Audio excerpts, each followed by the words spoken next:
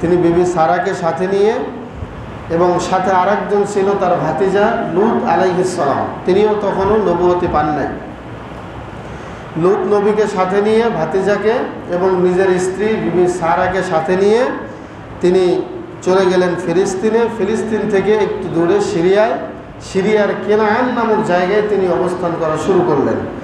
সেখান থেকে তিনি আবার ফিলিস্তিনে আসলেন কিছুদিন থাকার পরে। এরপরে ফিলিস্তিনে আসার পরে তিনি ফিলিস্তিনে বসবাস শুরু করে দিলেন।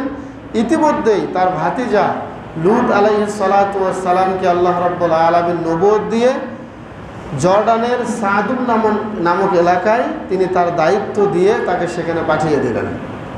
এখন বিবি সারা সাথে থাকলেন এবং ইব্রাহিম আলাইহিস সালাতু ওয়াস সালাম দুজনেই সেখানে বসবাস শুরু করলেন।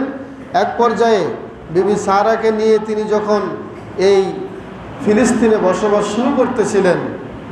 করতেছিলেন, হঠাৎ করে দুর্ভিক্ষ দেখা দিল, খাদ্যের অভাবের দেখা দিল। এই পর্যায়ে তিনি খাদ্যের অভাব দূর করানোর জন্য ইব্রাহিম আলাইহিস সালাতু ওয়াস সালাম বিবি সারাকে সাথে নিয়ে তিনি মিশরে ভ্রমণ করলেন, মিশরের পথে পা বাড়ালেন। মিশরের দিকে যাওয়ার পরে সেখানে চমৎকার একটা ঘটনা ঘটল, যেটা খুবই বিস্ময়কর। সাথে সাথে যেটা ইমাম বুখারী রাহিমাহুল্লাহ তার সহিহুল বুখারীর মধ্যে নিয়ে এসেছেন, বলেন সুবহানাল্লাহ। সেখানে মিশরে যাওয়ার পরে মিশরের একজন রাজা ছিল। এই রাজার একটা বদভ্যাস ছিল। সে বদভ্যাসটা হলো সুন্দরী কোনো রমণী দেখলেই তার থেকে তার স্বামীকে ছিনিয়ে নিয়ে তার স্বামীকে হত্যা করত এবং ওই নারীর সাথে মনের কামনা বাসনা পূরণ করতে, বলেন নাউজুবিল্লাহ। এটা ছিল মিশরের তৎকালীন রাজার একটা বদভ্যাস। এক পর্যায়ে যখন সহিহ বুখারীতে এসেছে অনেক লম্বা ঘটনা, আমরা লম্বা ঘটনা বলবো না, শুধু শিক্ষা এবং তার জীবনী নিয়ে আমরা আলোচনা করব। তিনি বিবি সারাকে নিয়ে পথ হাঁটতেছিলেন। হঠাৎ করে এই মিশরের রাজার কিছু মন্ত্রীরা এসে বিবি সারার হাত ধরার পরে বলল ইব্রাহিমকে, সে তোমার কে? তখন ইব্রাহিম আলাইহিস সালাতু ওয়াস সালাম বললেন যে সে আমার বোন। তখন বিবি সারা বললেন যে আপনি কেন মিথ্যা বললেন? তখন ইব্রাহিম আলাইহিস সালাতু ওয়াস সালাম বলছেন যে দেখো, এই ভূখণ্ডে পৃথিবীতে এখন আমি আর তুমি ছাড়া আর দ্বিতীয় কেউ মুসলমান নাই। অতএব একদিক দিয়ে আমরা শরীয়তের বোন এবং ভাই, এই দিক দিয়ে তুমি আমার ভাই। আর তুমি হয়তো বা জানো না, যদি এই বাদশাহ জানতো যে তুমি আমার স্ত্রী, আমি তোমার স্বামী, তাহলে এখানে আমাকে হত্যা করে ফেলতো। এটা জাস্ট একটা তাওরিয়া, এটা মিথ্যা নয়, এটা হলো একটা কৌশল। এই কৌশল অবলম্বনে ইব্রাহিম আলাইহিস সালাতু ওয়াস সালাম এই কথাটা ব্যক্ত করেছেন। তো এখানে ঘটনাটা ছিল এরকম, যখন তাকে বিবি সারাকে নিয়ে রাজদরবারে নিয়ে যাওয়া হলো, মিশরের মন্ত্রীর পর্যায়ে দরবারে নিয়ে যাওয়া হলো এবং ইব্রাহিম আলাইহিস সালাতু ওয়াস সালামকে পৃথক করা হলো। তখন ইব্রাহিম আলাইহিস সালাতু ওয়াস সালামের প্রিয়তমা স্ত্রী বিবি সারা তিনি আল্লাহর কাছে দোয়া করেছিলেন। অনেক সুন্দর একটা দোয়া। আল্লাহ রাব্বুল আলামিন সেই দোয়াটা এত পছন্দ করেছেন, তার দোয়ার বাদৌলতে আল্লাহ রাব্বুল আলামিন তার লজ্জাস্থান, তার সতীত্বের হেফাজত করেছেন, বলেন সুবহানাল্লাহ। এই মিশরের নারী লোভী বাদশা তো তার কাছে আসা দূরের কথা, তাকে ছুঁইতেও পারে নাই, বলেন আল্লাহু আকবার। বিবি সারা ইব্রাহিম আলাইহিস সালাতু ওয়াস সালামের কাছ থেকে যখনই ছিন্ন হয়ে গেলেন, আল্লাহ রাব্বুল আলামিনের কাছে দোয়া করলেন, আল্লাহুম্মা ইন কুনতু আমানতু বিনাবিয়িকা ওয়া বিনাবিয়িকাল্লাযী উরসিলতা। ও আল্লাহ, আমি যদি তোমার নবীকে বিশ্বাস করে থাকি, তুমি যা নাজিল করেছো তা যদি বিশ্বাস করে থাকি, আর আমার সতীত্বের হেফাজত একমাত্র আমার স্বামী ছাড়া কারো কাছে আমি ব্যবহার করি নাই, এটা যদি তুমি জেনে থাকো আল্লাহ, তাহলে এই জালেম স্বৈরাচারী মিশরের শাসক থেকে তুমি আল্লাহ আমাকে হেফাজত করো। সুবহানাল্লাহ। কি আল্লাহকে বললেন যে আল্লাহ, আমার সতীত্ব যদি আমার স্বামী ছাড়া সবার কাছ থেকে আমি হেফাজত করে একমাত্র আমার স্বামীকেই স্বামী হিসেবে গ্রহণ করে আমার সতীত্ব তাকে দান করে থাকি, সুতরাং তোমার নবীকে বিশ্বাস করেছি, তোমাকে বিশ্বাস করেছি, এখন তোমার দায়িত্ব আমার এই লজ্জাস্থানের হেফাজত করা। যখনই এই নারী রূপী বাদশাহ বিবি সারার দিকে যেতে চায় আর প্যারালাইসিস হয়ে অবশ্যই মাটিতে পড়ে যায়, বলেন আল্লাহু আকবার। যখনই সামনে আগাতে যায় তখনই হাত পা অবশ হয়ে একদম শক্তিহীন হয়ে জমিনে লুটিয়ে পড়ে। একবার নয়, দুইবার নয়, তিনবার সে বিবি সারার কাছে যেতে চাইল, তিনবারই সে এইরকম প্যারালাইজড হয়ে জমিনে পড়ে গেল। সুবহানাল্লাহ। এই ক্ষমতা কার? ওই আল্লাহ এখন আছে নাকি বুড়া হয়ে গিয়েছে? ওই আল্লাহ এখনো আছে। আল্লাহ মানুষকে এভাবেই বিপদ থেকে রক্ষা করতে পারেন। বিবি সারা এইরকম কাণ্ড দেখলেন, দেখার পরে এই জালিম বাদশাহ, নারী নবী বাদশাহ এবার বলল, শোনো শোনো, তোমরা আমার কাছে কি এনেছো? এসেছে একটা শয়তান।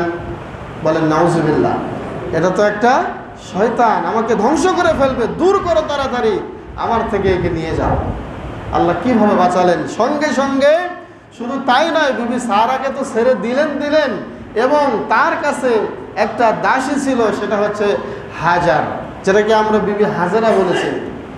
এই হাজারা আলাইহিস সালাতু ওয়াস সালামকে বললেন যে তুমি যাও, তুমি এই যে বিবি সারার যে স্বামী আছে ইব্রাহিম, তুমি তার খাদেম হিসেবে থাকবে, আমি তোকে তার দাসী হিসেবে তোমাকে দান করে দিলাম। সুবহানাল্লাহ। এই যে নমরুদ আপনার মিশরের রাজার পক্ষ থেকে বিবি হাজারাকে হাদিয়া স্বরূপ পেয়ে, বিবি হাজারাকে সাথে নিয়ে এবং বিবি সারাকে সাথে নিয়ে, দুইজনকে সাথে নিয়ে সেখান থেকে তিনি চলে আসলেন, মুক্তি পেলেন। এবং ওই সময়ে তার বয়স হয়েছিল 80 বছর। কত বছর? 80 বছর। এই 80 বছর বয়স পর্যন্ত তার ঘরে কোনো সন্তান ছিল না। বিবি হাজারা এবং বিবি সারা কিছুদিন যেতে না যেতেই তখনও বিবি সারা বিবি হাজারাকে তাকে একদম স্ত্রীর মতো ব্যবহার করতে দেয় নাই, কিন্তু কিছুদিন যাবার পরেই বিবি সারা নিজের থেকে এই হাজারাকে তার স্ত্রী বানিয়ে দিলেন। বলেন সুবহানাল্লাহ। প্রথম স্ত্রী বিবি হাজারাকে দ্বিতীয় স্ত্রী হিসেবে স্বীকৃতি দিয়ে দিলেন কার? ইব্রাহিম আলাইহিস সালাতু ওয়াস সালামের। আর এরপরেই আল্লাহ রাব্বুল আলামিন বিবি সারা এবং বিবি হাজারাকে তার সঙ্গী বানিয়ে দিলেন।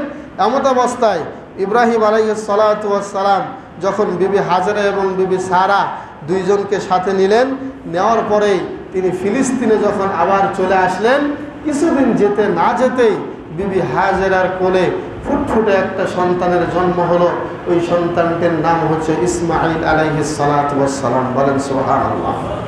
তিনি আল্লাহর কাছে দোয়া করেছিলেন, আল্লাহ আমার বয়স তো মধ্যমার মধ্যে চলে এসেছে, একেবারে মৃত্যুর দ্বার প্রান্তে, রব্বি হাবলি মিনাস সালিহিন ফাবাশশারনাহু বিগুলামিন হালিম। আল্লাহু আকবার। আল্লাহ রাব্বুল আলামিন বললেন, যখন ইব্রাহিম বলল আল্লাহ আমাকে একজন নেককার সন্তান দিন, আমি আল্লাহর সাথে সাথেই তাকে সুসংবাদ দিলাম। আমি বললাম তোমাকে একটা ধৈর্যশীল সন্তানের শুভ সংবাদ দিলাম। আমার ভাইয়েরা, ইব্রাহিম আলাইহিস সালাতু ওয়াস সালামের কোলে যখন কলিজার টুকরা নয়নের পুতুলে ইসমাইলের জন্ম হলো, ইসমাইল আলাইহিস সালাতু ওয়াস সালামকে এবার আল্লাহর আরেক পরীক্ষা শুরু হয়ে গেল। আল্লাহ রাব্বুল আলামিন ইব্রাহিমকে বললেন, এবার তুমি তোমার বিবি হাজেরা আর ইসমাইলকে ওই যে মক্কাতে আগে তুমি ছিলে, ওই মক্কার পাদদেশে বাইতুল মুকাররম অর্থাৎ সম্মানিত ঘর যেটা আছে বাইতুল হারাম, ওই বাইতুল হারামের পাশে তুমি ইসমাইলকে বিসর্জন দিয়ে আসো। বলেন সুবহানাল্লাহ। যাও, বিবি হাজারাকে এবং ইসমাইলকে ওই কাবা ঘরের পাশে রেখে আসো। তিনি চলে গেলেন, কোনো শর্ত নাই, নিঃশর্তে তিনি আল্লাহ রাব্বুল আলামিনের আদেশ পালন করাতে তিনি চলে গেলেন বিবি হাজারা এবং ইসমাইল আলাইহিস সালাতু ওয়াস সালামকে নিয়ে মক্কার সেই পাহাড়ের পাদদেশে রেখে আসার জন্য। চিন্তা করেন, 80 বছর বয়সে একটা সন্তানের জন্ম, একদম কলিজার টুকরা, নিজের কলিজার চেয়েও বেশি ভালোবাসতো যাকে, তাকে আবার একটা নির্জন এলাকায় যেখানে মানুষ, গরু, ছাগল, গাছপালা কিচ্ছু নাই, এমন একটা জায়গায় রেখে আসার আদেশ করলেন কে? আল্লাহ। এবার ইব্রাহিম আলাইহিস সালাতু ওয়াস সালাম যেই কথা সেই কাজ তিনি নিয়ে চলে গেলেন। ঘটনা সবারই জানা। গিয়ে রেখে আসতেছিলেন, রেখে আসার সময় তিনি আর পেছনে তাকাচ্ছিলেন না। তখন বিবি হাজারা কি বলেছিলেন? আল্লাহু আমারাক, হে আমার প্রাণের স্বামী, এই আদেশ কি আল্লাহর নাকি নিজের থেকে এটা আপনি একটা কাজ করছেন? তখন ইব্রাহিম আলাইহিস সালাতু ওয়াস সালাম মাথাটা নিচের দিকে একটু নাড়া দিয়ে বলেছিলেন, আল্লাহ আমাকে আদেশ করেছেন। তখন বিবি হাজেরা সাথে সাথে বলেছিলেন যে আল্লাহ যদি এটা বলে থাকে তাহলে আপনি চলে যান, আল্লাহ আমাকে না খেয়ে মারবেন না। সুবহানাল্লাহ। আপনারা সকলেই জানেন এই বিবি হাজেরার যেই ইসমাইলের সন্তানের পায়ের পদধ্বনি, জিব্রাইল এসে পায়ের খোঁচা দিয়ে যেই পানি বের করলো, আজও সেই পানি বের হয় নাকি হয় না? হয়। খাওয়াইছেন কে?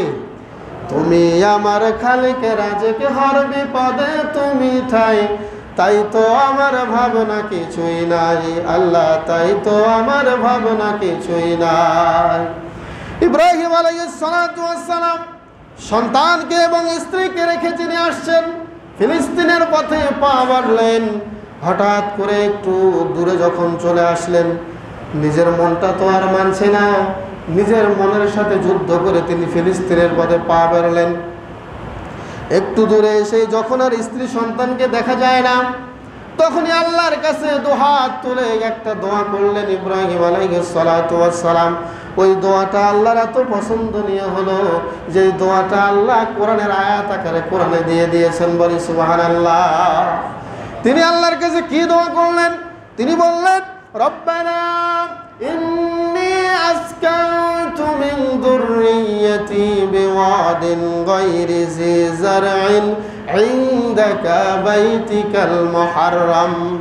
বলল, আল্লাহ আমি আমার সন্তানকে এমন একটা জায়গায় রেখে যাচ্ছি যেখানে কোনো গাছপালা নাই, কোনো মানুষ নাই, কোনো জনমানব নাই, মানবহীন এলাকায় রেখে যাচ্ছি। আল্লাহ তুমি আমার সন্তান এবং আমার বিবিকে তুমি দেখিও। আল্লাহ তোমার উপরে ভরসা করে তোমার সম্মানিত ঘরের পাশেই তাদেরকে রেখে গেলাম। আল্লাহ রব্বানা লিয়ুকিমুস সালাতা, হে আমার রব, আমার সন্তান আমার পরিবার যেন সালাত আদায় করতে পারে। এরপরে ফাজআল আফইদাতাম মিনান নাসি তাহবি ইলাইহিম, হে আল্লাহ মানুষের অন্তরগুলো তাদের দিকে ঝুঁকে দিও। অনেক দেশ থেকে অনেক জায়গা থেকে মানুষ এসে যেন আমার স্ত্রী পরিবারের সাথে সাক্ষাৎ করে। বলেন সুবহানাল্লাহ। এই দোয়া কবুল হয়েছে নাকি হয় নাই? সারা বিশ্ব থেকে হাজী সাহেবরা এখন কোথায় যায়? মক্কাতেই যায়। সারা বিশ্বের মানুষদের এখন প্রথম এবং প্রধান কেন্দ্রবিন্দুর স্থল হলো মক্কা মুকাররমা। এই যে তিনি দোয়া করেছিলেন যে আল্লাহ চতুর্দিক থেকে মানুষ যেন ওই জায়গাতে যায়, আমার সন্তান আমার বিবি হাজেরার পরিবার যেন একদম আমার পরিবারের অন্তর যেন আনন্দে ভরে যায়। এই দোয়া কে করেছিলেন? ইব্রাহিম আলাইহিস সালাতু ওয়াস সালাম। তিনি আরো বলেছেন, আল্লাহ শুনুন, ওয়ারযুকহুম, আমার দোয়া হলো আমার সন্তান বিবি হাজেরা এবং তাদের কাছে যারাই আসবে সকলকে তুমি খাওয়াইও, তাদেরকে রিজিক দিও। কি রিজিক দিবে? মিনাস সামারাত, অনেক ফল ফলাদি তাদেরকে খাওয়াইও। এরপরে লাআল্লাহুম ইয়াশকুরুন, তারা যেন শুকরিয়া আদায় করে এই ব্যবস্থা তুমি করে দিও। রব্বানা, হে আমার রব, রব্বি জাআল হাযা বালাদান আমিনা, এই যে মক্কা একটা পবিত্র শহর, এই শহরটা তুমি নিরাপদে রেখো। ওয়ারযুক আহলাহু মিনাস সামারাত, আর এই মক্কার যে আহাল পরিবার হবে সবাইকে তুমি ফল ফলাদি খাওয়ায়া দিও। মান আমানা বিল্লাহি ওয়াল ইয়াউমিল আখির, যে আল্লাহ এবং আখিরাতকে বিশ্বাস করে আল্লাহ সকলকেই তুমি মক্কার ফল ফলাদি খাওয়ায়া দিও। বলেন সুবহানাল্লাহ। সারা বিশ্বের দিকে তাকালে আমরা এখন যে জিনিসটা দেখতে পাই সেটা হলো মক্কাতে এমন এমন ফল আমরা দেখতে পাই। মক্কাতে ফলের শেষ নাই, ফল আর ফল, খাবার আর খাবার, ফলের সমাহারে সারা মক্কাটা আল্লাহ ভরপুর করে দিয়েছেন। বলেন সুবহানাল্লাহ। কার দোয়া? ইব্রাহিম আলাইহিস সালাতু ওয়াস সালামের দোয়া। সম্মানিত উপস্থিতি, তো এখন ইব্রাহিম আলাইহিস সালাতু ওয়াস সালামের দোয়াটা করলেন, করে তিনি ফিলিস্তিনে চলে আসলেন। ফিলিস্তিনে এসে তো আর সন্তানের না দেখার যে কষ্ট, সন্তানকে রেখে আসার যে বেদনা, তিনি সন্তানকে খুব মিস করতে লাগলেন। বারবার সন্তানকে খেয়াল করতে লাগলেন, বারবার সন্তানকে তিনি অন্তর দিয়ে চক্ষু দিয়ে দেখতে চাচ্ছিলেন।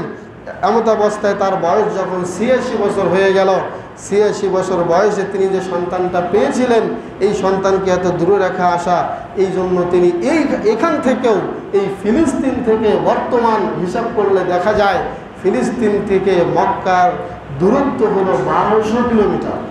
কত কিলোমিটার? 1200 কিলোমিটার। আপনারা একটু চিন্তা করেন, এই 1200 কিলোমিটার রাস্তা ইব্রাহিম আলাইহিস সালাতু ওয়াস সালাম কি ঘোড়া ব্যবহার করেছিলেন? তিনি কি উট ব্যবহার করেছিলেন? কিছুই নয়। এই 1200 কিলোমিটার রাস্তা তিনি 2 দিন 3 দিন পরপরই তিনি ভ্রমণ করতেন, ফিলিস্তিন থেকে মক্কায়, ফিলিস্তিন থেকে মক্কায়, ফিলিস্তিন থেকে মক্কায়। সুবহানাল্লাহ। প্রায় 12 থেকে 13 বছর তিনি এইভাবে রাস্তাটা অতিক্রম করেছেন, একটাই কারণ, নিজের সন্তানকে দেখতে না পারার কষ্ট। এভাবে তিনি ইসমাইল আলাইহিস সালাতু ওয়াস সালামকে যখন রেখে আসলেন, দেখতে যান, আবার ফিরে আসেন। যখনই একটু সন্তান বড় হয়ে গেল তখন আবার আরেক পরীক্ষা, যে ঘটনা আপনারা সকলেই জানেন। সন্তানকে বলেছিল, সন্তান আমি স্বপ্নে দেখতেছি তোমাকে জবাই করতেছি। ফিলিস্তিন থেকে চলে আসলেন, এসে বললেন যে বাবা এই যে স্বপ্ন আমি দেখলাম, আমি কি করব? ফামাযা তা'মুর, তুমি কি বলো আমাকে একটু বলো তো বাবা। তখন সাথে সাথে ইসমাইল আলাইহিস সালাতু ওয়াস সালাম বলছেন যে বাবা আপনাকে আল্লাহ যা বলেছেন আপনি তাই করেন। ক্বালা ইয়া আবা তিফআল মা তু'মার সাতাজিদুনি ইনশাআল্লাহু মিনাস সাবিরিন। ও বাবা আল্লাহ যা বলেছে আপনি তাই করুন, আমি ধৈর্য হারাবো না, আমি আপনার ছুরির নিচে শুয়ে যাব। যেমন বাবা তেমন ছেলে। তাই হলো, সন্তান শুয়ে গেল, বাবা ছুরি নিয়ে দাঁড়িয়ে গেল। ছুরি নিয়ে দাঁড়িয়ে যাওয়ার পরে যখন আল্লাহু আকবার বলে ছুরি চালায়াও দিলেন, তিনি নিজে জানেন যে আমার ছেলেকে আমি জবাই করতেছি। আল্লাহ রাব্বুল আলামিন আসমান থেকে ডাক দিলেন, ওয়ানাদাইনাহু আইয়া ইব্রাহিম ক্বাদ সাদ্দাকতার রুইয়া ইন্না কাযালিকা নাজজিল মুহসিনিন। আল্লাহু আকবার। হে ইব্রাহিম, তুমি তোমার স্বপ্নটাও সত্যে পরিণত করে দেখাইলাম। তোমাকে আর কত পরীক্ষায় আমি ফেলবো, সব পরীক্ষায় তুমি পাশ করে ফেলেছো। ইব্রাহিম শোনো, তোমার ছেলেকে জবাই করতে হবে না। আল্লাহ জিব্রাইলকে বললেন, রে জিব্রাইল, ওই যে জান্নাতের যে হাবিলের কুরবানি আমি আল্লাহ কবুল করেছিলাম, অনেক মুহাদ্দিসিনে কেরাম বলেছেন ওই হাবিলের দুম্বাটা নিয়ে এসে ইব্রাহিমের ছুরির নিচে শোয়া দাও। জিব্রাইল তাই করলো। ইব্রাহিম আলাইহিস সালাতু ওয়াস সালাম দেখলেন সন্তান বাম পাশে দাঁড়িয়ে আছে আর তার ছুরির নিচে দুম্বা জব হয়ে গিয়েছে। সুবহানাল্লাহ। আল্লাহর কারিশমা, আল্লাহ চাইলে কি না পারেন, এই ঘটনা আমাদের সকলেরই জানা। সম্মানিত উপস্থিতি, তাহলে এই পরীক্ষাতেও তিনি উত্তীর্ণ হলেন। এরপর তিনি আবার ফিলিস্তিনে চলে আসলেন সন্তানকে রেখে, তার বিবি হাজেরাকে রেখে। এভাবে তিনি ফিলিস্তিনে আসার পরে তিনি আবার মানুষকে দিনের দাওয়াত দিলেন। যখন তার বয়স প্রায় 100 বছর, 99 বছর বয়সে, হাদিসে ইতিহাসে পাওয়া যায় 99 বছর বয়সে এই বিবি সারার গর্ভে আরেকজন সন্তান আল্লাহ তাকে দান করলেন, যার নাম হচ্ছে ইসহাক আলাইহিস সালাতু ওয়াস সালাম। এই ইসহাকের ছেলেই হচ্ছে ইয়াকুব, এই ইয়াকুবের ছেলেই হচ্ছে ইউসুফ আলাইহিস সালাতু ওয়াস সালাম এবং তার ভাইয়েরা। সম্মানিত উপস্থিতি, এই ইসহাক আলাইহিস সালাতু ওয়াস সালামকে যখন তিনি পেলেন একদম বুড়ো বয়সে, বয়সের ভারে মধ্যমা, একদম ঢেলে পড়েছেন, ধুলে পড়েছেন, শরীরের চামড়া সব ঢিল দিয়েছে, তখন যে এই 99 বছর বয়সে তিনি আরেকটা সন্তানের মালিক হলেন। এই জন্য তিনি শুকরিয়া করলেন কার? শুকরিয়া করলেন কার? আল্লাহ। সন্তানের বাবা মা হলে, সন্তানের মালিক হলে শুকরিয়া করব আমরা কার? তিনি কিভাবে শুকরিয়া আদায় করলেন এটাও আল্লাহ কোরআনে তুলে ধরেছেন। বলেন সুবহানাল্লাহ। আলহামদুলিল্লাহিল্লাযী ওয়াহাবানি আলাল কিবারি ইসমাঈল ওয়া ইসহাক ইন্না রাব্বী লাসামিউদ দুআ। তিনি বললেন যে আলহামদুলিল্লাহ, আল্লাহর প্রশংসা ওই আল্লাহর জন্য সকল প্রশংসা যে আল্লাহ আমাকে বুড়ো বয়সে একটা ইসমাইল দিয়েছেন, বুড়ো বয়সে একটা ইসহাক দিয়েছেন। বলেন সুবহানাল্লাহ। কি বললেন? বয়সের কথা আগে উল্লেখ করেছেন। আল্লাহ আমাকে বুড়ো বয়সে, বৃদ্ধ বয়সে একটা সন্তান দিলেন ইসমাইল, আর একটা সন্তান দিলেন ইসহাক। নিশ্চয়ই তিনি বলেছেন ইন্না রব্বি লাসামিউদ দুআ, নিশ্চয় আমার রব তিনি দোয়া গ্রহণকারী, দোয়া কবুল করনেওয়ালা। ওই যে আমি দোয়া করেছিলাম রব্বি হাবলি মিনাস সালিহিন, প্রায় অনেক বছর পরে, প্রায় 10 থেকে 12 বছর পরে আল্লাহ রাব্বুল আলামিন তাকে 2টা সন্তান দান করলেন। দোয়া থেকে দোয়া কবুল হওয়ার ব্যবধান ছিল 10 থেকে 12 বছর। সম্মানিত উপস্থিতি, এইভাবে এই সন্তান ইসহাকটিকে তিনি ফিলিস্তিনে রেখে দিলেন। আর ওদিকে ইসমাইল থাকলো মক্কার পাদদেশে, বিজন নামক 2 পাহাড়ের পাদদেশে, আর এদিকে ইসহাক 2 সন্তান গুরুত্বপূর্ণ 2টি শহরে আস্তে আস্তে আস্তে আস্তে বড় হতে শুরু হলো। 2 সন্তান 2 শহরে বড় হলো। ইব্রাহিম আলাইহিস সালাতু ওয়াস সালামকে এবার আল্লাহ আরেকটি আদেশ করলেন যে ইব্রাহিম, তুমি যখন মক্কাতে যাবে এবার গিয়েই তুমি ঘরটা একটু পুনর্নির্মাণ করবে। এই ঘরটাকে একটু যত্ন করতে হবে। ঘরটা যে অবস্থায় আছে এভাবে থাকলে হবে না, ঘরটাকে একটু উন্নত করবে এবং কিভাবে সুন্দর করা যায় ব্যবস্থা তুমি করবে। সেই সম্পর্কে আল্লাহ রাব্বুল আলামিন বলেছেন, ওয়াইদ ইয়ারফাউ ইব্রাহিমুল কওয়াইদা মিনাল বাইতি ওয়া ইসমাঈল রব্বানা তাকাব্বাল মিন্না ইন্নাকা আনতাস সামিউল আলিম। আল্লাহর কাছে বলেছেন যে আল্লাহ নিজেই তার কথা বলেছেন, যখন ইব্রাহিম এবং ইসমাইল 2 জনে কাবা ঘর নির্মাণ করলেন, তখন নিজের বাবা ইব্রাহিম তিনি রাজমিস্ত্রি আর ছেলে ইসমাইল হচ্ছে জোগালদার। বাবা রাজমিস্ত্রি আর ছেলে কি জোগালদার।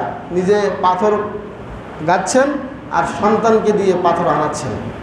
এভাবে সন্তানকে ইসলামের কাজ করার প্রতি আকৃষ্ট করাচ্ছেন ইব্রাহিম আলাইহিস সালাতু ওয়াস সালাম। তিনি যেই পাথরে দাঁড়িয়ে নিজের সন্তানের দ্বারা পাথর নিয়ে এসে যেই পাথরে দাঁড়িয়ে কাবা ঘর নির্মাণ করলেন, ওই পাথরের যেই উপরে পদচিহ্ন, যেই পাহাড় মানে যেই পাথরটা, এটা আজও ইব্রাহিমের পদচিহ্ন ধারণ করে আছে, বলেন সুবহানাল্লাহ।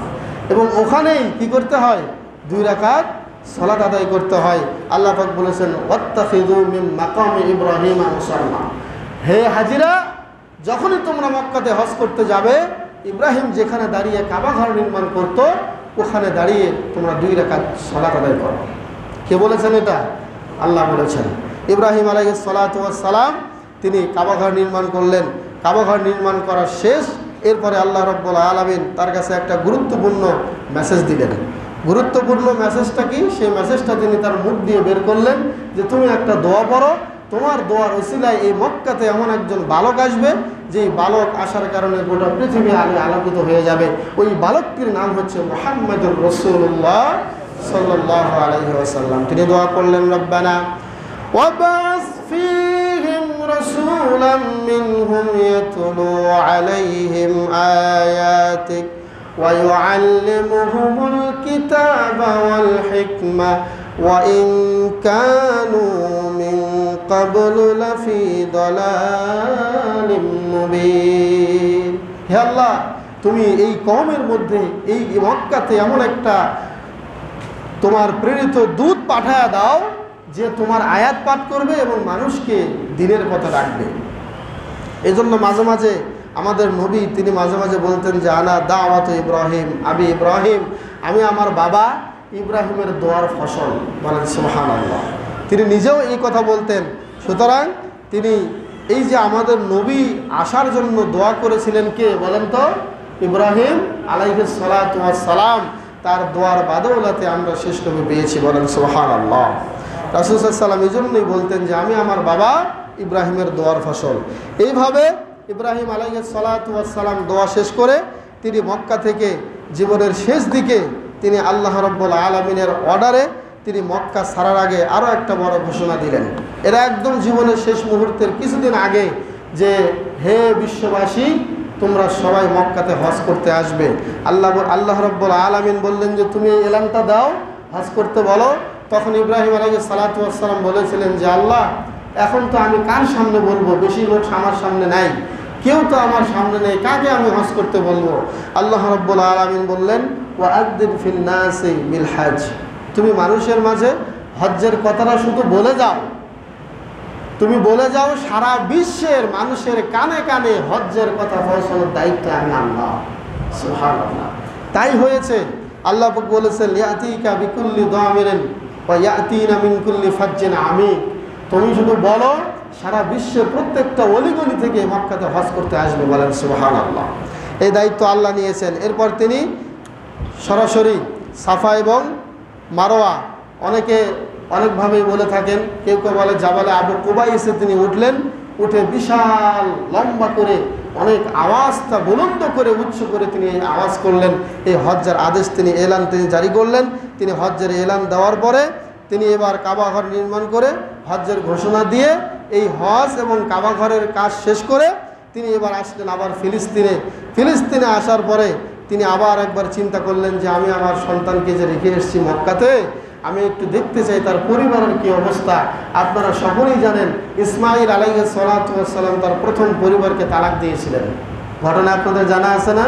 ইব্রাহিম আলাইহিস সালাতু ওয়াস সালাম গেলেন একটু সন্তানের পরিবারের খোঁজ নেওয়ার জন্য। ছেলে তো বিয়ে করেছে, একটু দেখি আমি কেমন পরীক্ষা দিলাম, কেমন ধৈর্যশীল, কেমন আল্লাহর উপরে ভরসাকারী, আমার সন্তানও আল্লাহর উপরে ধৈর্যশীল, আল্লাহকে ভরসাকারী, দেখি তার বউয়ের অবস্থা কি। গিয়ে বাড়িতে নক করলেন, ইসমাইল বাড়িতে আছো? বাড়িতে নাই। কোথায় গিয়েছে? সেই বুখারীতে এসেছে এভাবে যে কোথায় গিয়েছে, বাড়ি থেকে আওয়াজ আসলে তার স্ত্রী বলল শিকারে গিয়েছে। তো বলছে তোমাদের দিনকাল কেমন চলে? বলে দিনকাল ভালো চলে না, শেষ। একেবারেই ইব্রাহিমের ইসমাইলের বংশের যে একটা গুণ, আল্লাহর উপরে ভরসা, এটাকে একদম ভুলুণ্ঠিত করে দিল। সাথে সাথে ইব্রাহিম আলাইহিস সালাতু ওয়াস সালাম বললেন তোমার স্বামী বাড়িতে আসলে বলিও এই চৌকাঠ যেন বদলায় ফেলে।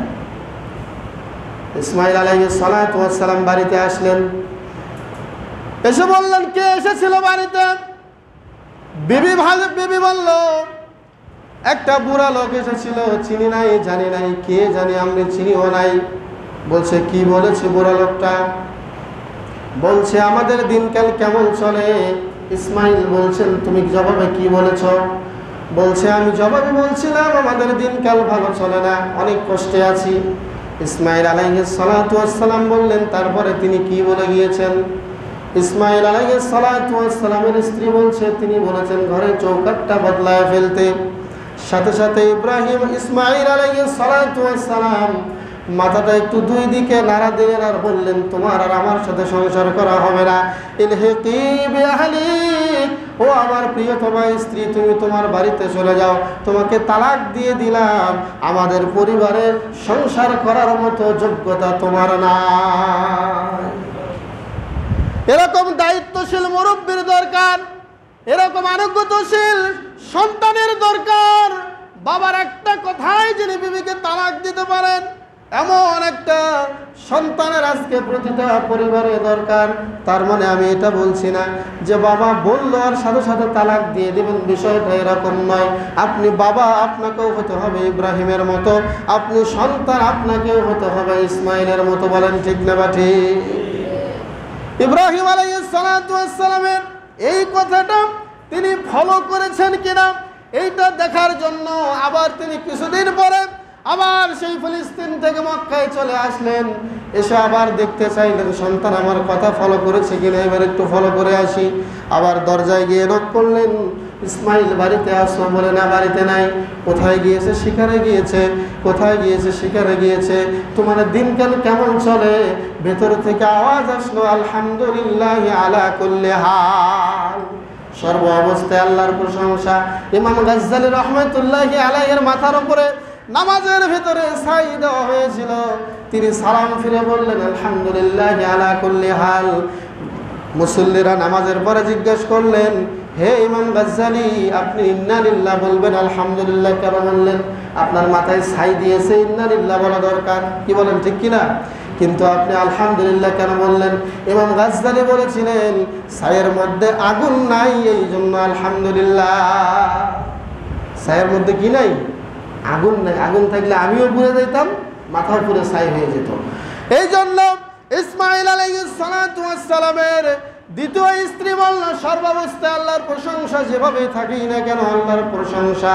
এবার ইব্রাহিম বললেন তোমার স্বামী আসলে বলবে।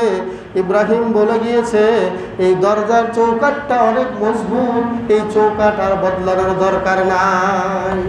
সম্মানিত উপস্থিতি, এই ঘটনা আমাদের সবারই জানা। ইসমাইল আলাইহিস সালাতু ওয়াস সালাম তার দ্বিতীয় পরিবারকে রেখে দিলেন। এরপরে তিনি ইব্রাহিম আলাইহিস সালাতু ওয়াস সালামের যে সন্তান এটার পরিচয় দিলেন।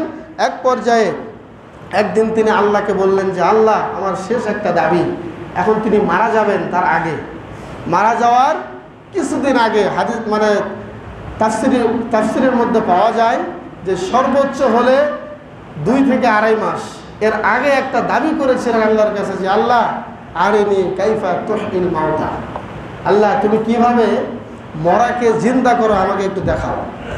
কে বলেছিলেন? ইব্রাহিম আলাইহিস সালাতু ওয়াস সালাম আল্লাহকে বলেছিলেন। তখন আল্লাহ বলেছিলেন যে আওয়ালাম তুমিন, তুমি কি আমাকে বিশ্বাস করো না? আমি যে মরাকে জিন্দা করতে পারি এটা তুমি জানো না? বলছে বালা, আল্লাহ জানি আমি যে আপনি এটা পারবেন, কিন্তু সচক্ষে আমি একটু দেখতে চাই। কি করতে চাই? সচক্ষে দেখতে চাই। এবার আল্লাহ বললেন শোনো, فَخُذْ أَرْبَعَةً مِّنَ الطَّيْرِ فَصُرْهُنَّ إِلَيْكَ। হে ইব্রাহিম, তুমি 4টা পাখি ধরো। তুমি একটা পাখি ধরো, একটা পাখি ধরে পাখিটাকে জবাই করো, জবাই করে পাখির গোশতটাকে টুকরা টুকরা করে 4টা পাহাড়ে রেখে আসো। একটা পাখি জবাই করে গোশতগুলো টুকরা টুকরা করে 4টা পাহাড়ে রেখে আসো। সুম্মা দুহুন্না ইলাইক। এরপরে তুমি তোমার দিকে এই গোশতের টুকরাগুলোকে একটা ডাক দাও, একটা আহ্বান করো। ইয়াতিনাকা সায়া। এই গোশতের টুকরাগুলো সবগুলো এক জায়গায় হয়ে একটা পাখি হয়ে তোমার কাছে উড়াল দিয়ে চলে আসবে। সুবহানাল্লাহ। টুকরা করবে এবং পাখির নাম ধরে ডাক দিবে, আবার সবগুলো তোমার কাছে চলে আসবে। তবে জেনে রেখো, নিশ্চয়ই আল্লাহ কিন্তু বড় বিজয়ী এবং মহাপ্রজ্ঞাময়। এটা জেনে রেখো, কখনোই এরকম ইমানের মধ্যে কোনো ত্রুটি আনবা না। কে বললেন এটা? আল্লাহ বললেন। সম্মানিত উপস্থিতি, এরপরে একদম জীবনের শেষ বয়সে গিয়ে ইব্রাহিম আলাইহিস সালাতু ওয়াস সালাম তিনি ফিলিস্তিনের হেব্রন নামক একটা শহরে বসবাস শুরু করেছিলেন এবং সেখানেই তিনি মৃত্যুবরণ করেছেন। যে জায়গাটা আমাদের মুসলমানের কাছে, আমাদের ইহুদিদের কাছে সবচেয়ে বেশি গুরুত্বপূর্ণ, হেব্রন নামক শহরে, সেখানেই তাকে দাফন করা হয়েছে, সেখানেই তিনি মৃত্যুবরণ করেছেন। বলেন সুবহানাল্লাহ।